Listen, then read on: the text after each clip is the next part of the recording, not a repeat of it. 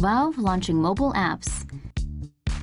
Have you got Steam on your home computer with dozens of games? Well, from May 21st, you'll be able to play them around your house via your Android or Apple device.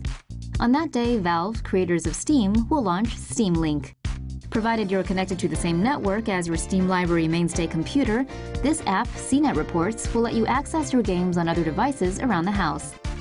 To stream Steam-bought games, users will need a 5 GHz Wi-Fi network or a hardwired connection to the host computer.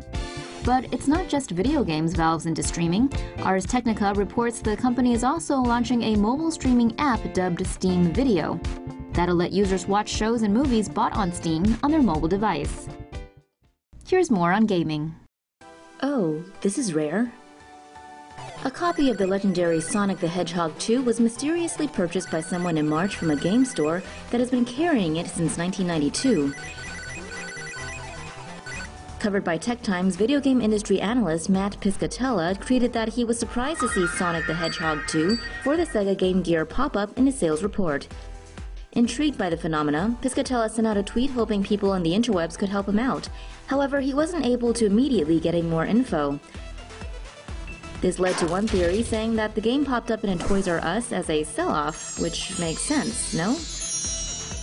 A relative of the mysterious buyer retweeted Piscatella and said it was his brother-in-law who bought the game at a store in Wisconsin for just $6.99.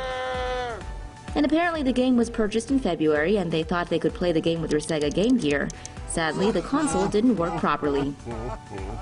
According to Game Rant, since its existence, the Sega Game Gear has totaled 10.62 million units in sales worldwide. It was later forced out of the video game market by Nintendo Game Boy as it was bigger. Well guys, do you prefer Game Gear or Game Boy? Achievement unlocked. For the first time ever, gaming addiction is set to be classed as a health issue by the World Health Organization.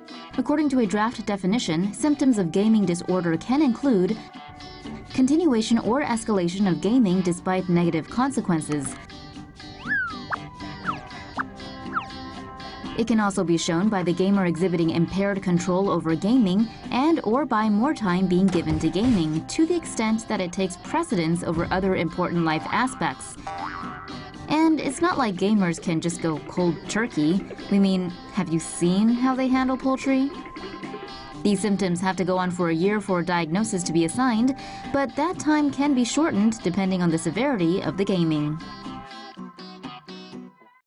Are pre-built gaming PCs now a better option than building it on your own? It has been a nightmare for PC master builders in recent months. The cost of building a gaming PC on your own has skyrocketed due to the craze over crypto mining. In fact, an unpopular opinion that has been scoffed at by PC builders since the beginning of time is that there is a more economical option: buying a pre-built gaming PC. The cryptocurrency boom has sent graphic cards inflation to sky-high levels. The GPU market is clearly facing a hardware shortage as manufacturers aren't able to deliver enough product to catch up to the surging demand for devices.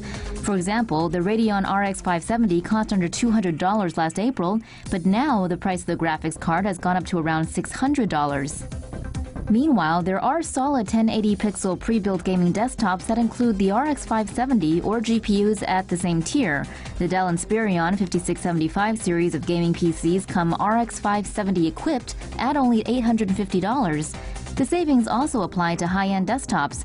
CyberPower PC's Gamer Extreme VR GXI VR 8080A2 costs $1,900 on Amazon, which includes GeForce GTX 1080 Ti, a liquid-cooled Core i7-8700K, 16GB of DDR4 RAM, and 240GB SSD augmented by a 1TB hard drive. Meanwhile, the cheapest GTX 1080 Ti you can get at the moment is $1,200. Remember, these cards are supposed to cost $700.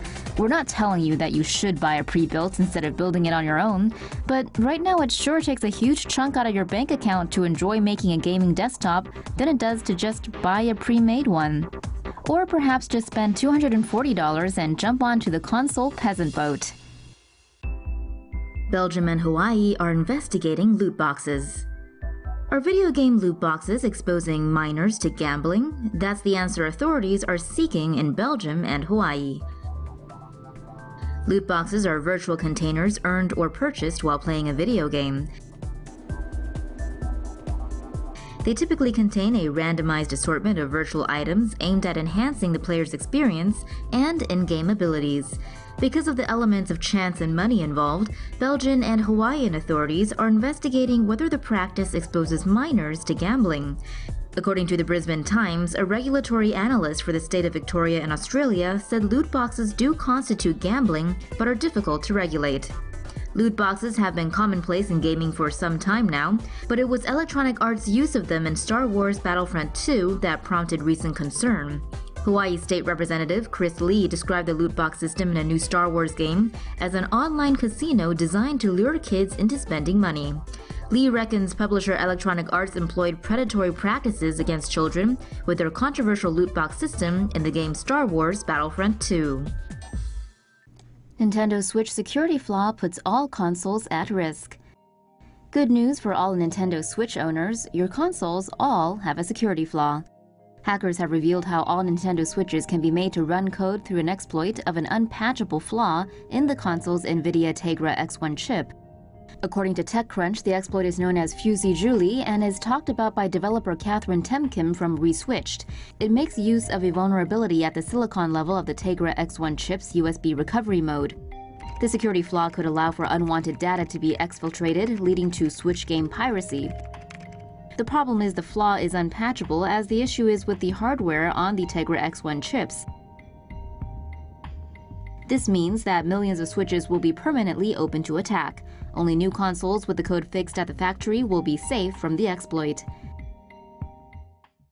Blockchain-based GLN wants to battle Steam and Apple Gaming. Let the gaming begin. And sure, another new cryptocurrency couldn't hurt. Game Loot Network Holdings is planning to use blockchain technology to create an alternative gaming market and player reward system to challenge Steam and Apple in the PC and mobile gaming market. GLN will use blockchain to handle transactions and its cryptocurrency Loot as part of its reward system. According to Digital Trends, GLN has raised $2.5 million in pre-sales, but will hold an initial coin offering on May 29th.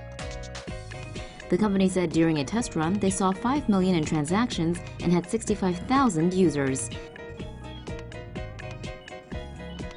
GLN will also offer a platform called Build to let independent game developers submit game ideas, story concepts, and demos, which will also allow gamers to support developers using the Loot digital currency.